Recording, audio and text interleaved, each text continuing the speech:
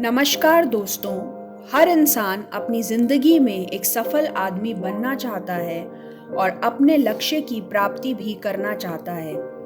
इस लक्ष्य की प्राप्ति की अवधि लंबी भी हो सकती है और छोटी भी हो सकती है, लेकिन समय से ज़्यादा महत्वपूर्ण भूमिका जिसकी होती है वह है प्रेरणा। प्रेरणा की बदौलत हर इंसान फिर से खड़ा हो जाता है, अपने लक्ष्य की तरफ बढ़ता है और तब तक नहीं रुकता जब तक वह उसको प्राप्त ना कर ले।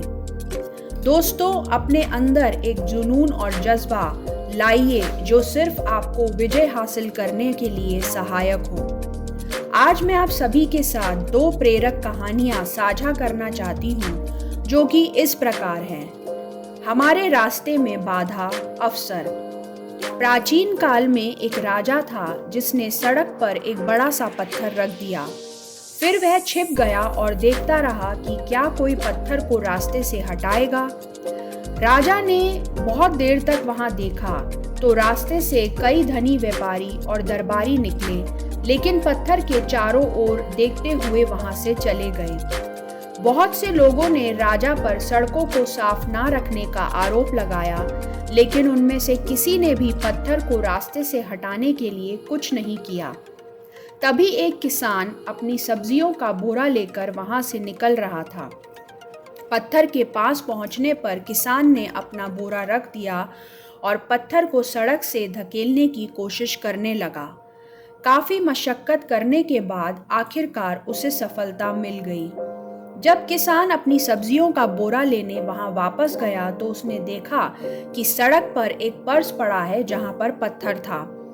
उसने पर्स को उठाया तो देखा कि उसके अंदर सोने के कई सिक्के थे और राजा के द्वारा लिखा गया एक कागज था जिसमें बताया गया था कि सोना उस व्यक्ति के लिए है जिसने सड़क से उस पत्थर को हटाया था।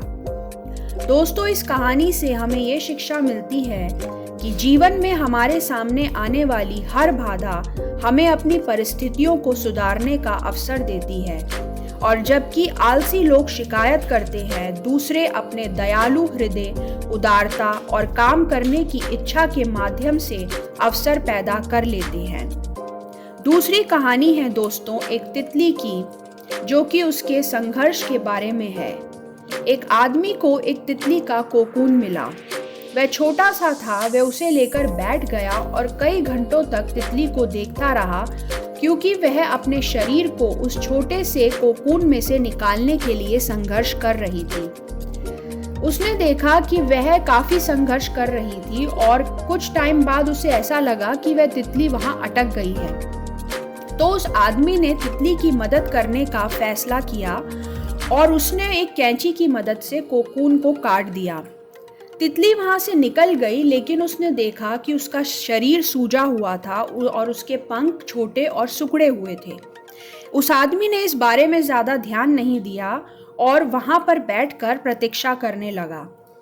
उसने देखा कि तितली उड़ नहीं पा रही है और अपने छोटे पंखों को लेकर वह कोशिश कर रही थी, लेकिन वह उड़ने में असमर्थ थी।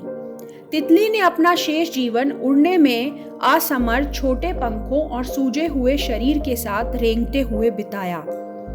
दोस्तों, उस आदमी के दयालु हृदय के बावजूद वह ये समझ नहीं पाया कि तितली को इतना संघर्ष करने की क्या आवश्यकता थी, लेकिन ये एक तरीका था परमेश्वर का उसको संघर्ष सिखाने का। इस कहानी से हमें ये शिक्षा मिलती है दोस्तों कि जीवन में हमारे संघर्ष हमारी ताकत विकसित करते हैं। संघर्षों के बिना हम कभी भी विकसित नहीं हो पाते और कभी मजबूत नहीं हो पाते हैं। इसलिए हमारे लिए ये महत्वपूर्ण है कि हम स्वयं चुनौतियों का सामना करें और दूसरों की मदद पर निर्भर ना रहें। आशा करती हूँ दोस्तों कि ये 2 प्रेरक कहानियाँ आपके जीवन में कुछ पॉजिटिविटी भर देंगी। आप इनके बारे में क्या सोचते हैं, मेरे साथ जरूर शेयर कीजिए। धन्यवाद। आपका दिन शुभ हो।